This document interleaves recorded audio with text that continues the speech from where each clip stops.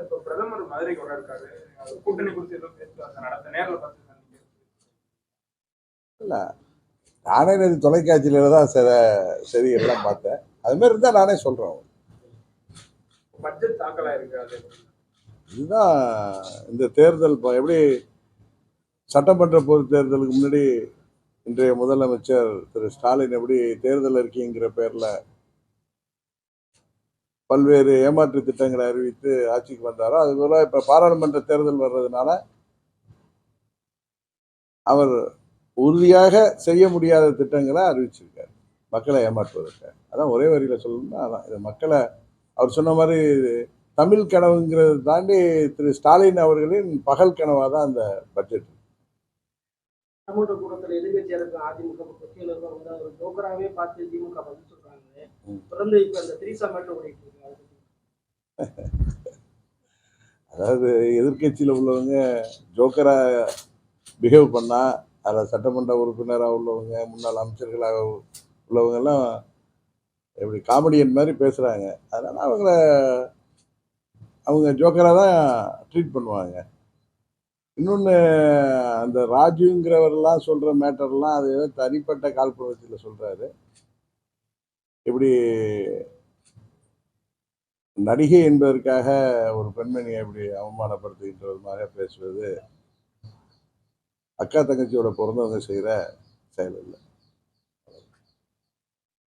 சிப்காட் விஷயத்தை பத்தி நீங்க தான் அதுக்கு எதிர்த்து ஆனா தொழில் வளர்ச்சின்றது வேணும் இல்ல, தொழில் வளர்ச்சிங்கிறது முக்கியம்.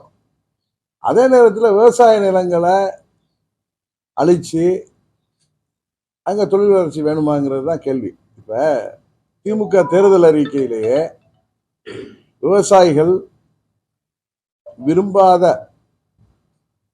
பகுதிகளில் விவசாயம் பாதிக்கப்படும், விவசாயிகளுடைய அனுமதி இல்லாம வேறு கன்வர்சன்ஸ் மாற்றத்தை விவசாய நிலங்களை நாங்கள் செய்ய மாட்டோம்னு சொல்லி தான் அவங்க தேர்தல் வாக்குறுதியிலே சொல்லியிருக்காங்க.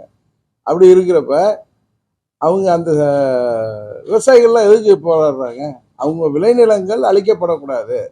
தரிசா கிடக்கிற நிலங்கள்ல எத்தனையோ இடங்கள் இருக்கு, எல்லா மாவட்டத்திலையும் சிப்காட் வந்துச்சு.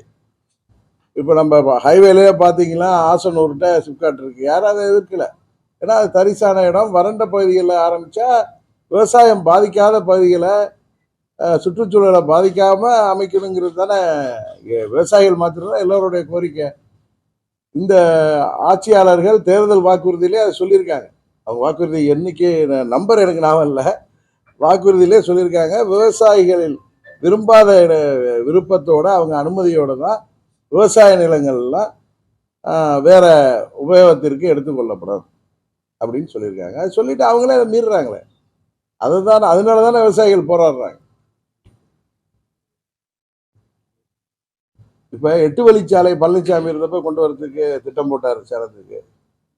சாலையே 8 வழிச்சாலை அவசியம் தான். அதுக்காக நீர்நிலைகள், மலை வளங்கள், இயற்கை வளங்கள், ஏரிகள், விவசாய நிலங்களை எல்லாம் அழிச்சு வரக்கூடாதுங்கிறது தானே எல்லோருடைய விருப்பம். அதுக்காக தானே போராட்டம்னு அதை நடந்து தமிழ்நாடு முழுவதும் போராட்டம் நடந்து அதை நிறுத்துறாங்க. அது மாதிரி விவசாயத்தை பாதிக்கின்ற எந்த ஒரு திட்டமும் தமிழ்நாட்டில் அமல்படுத்தக்கூடாது என்பதுதான் எல்லோருடைய விருப்பம். அதை தான் அரசாங்கம் செய்ய வேண்டும்.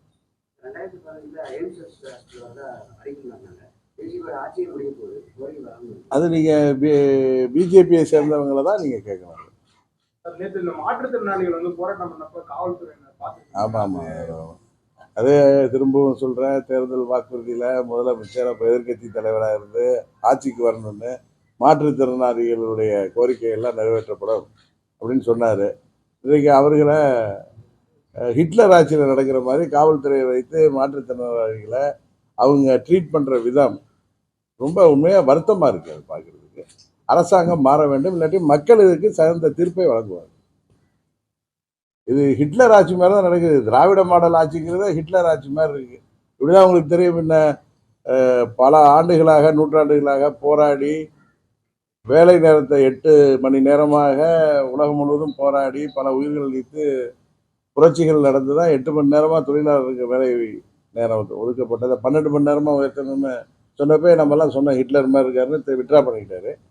அது மாதிரி அவர் எதிர்கட்சியாக இருக்கிறப்ப ஒரு நிலைப்பாடும், ஒரு சராசரி மனிதராக எல்லாத்தையும் பேசுகிறதும், ஆட்சி பொறுப்புக்கு வந்ததும் ஹிட்லர் மாதிரி அரக்கர் மாதிரி செயல்படுறத வன்மையாக கண்டிக்கப்பட வேண்டிய விஷயம். அதுக்கு திமுக திருந்தாதுங்கிறத தொடர்ந்து நிரூபிக்கிறாங்க. என்னதான் கூட்டணி அமைச்சாலும் இந்த பாராளுமன்ற தேர்தலில் பாருங்க, அவர்கள் கூட்டணிக்கு தமிழ்நாட்டு மக்கள் தகுந்த பாடம் போட்டுவாங்க.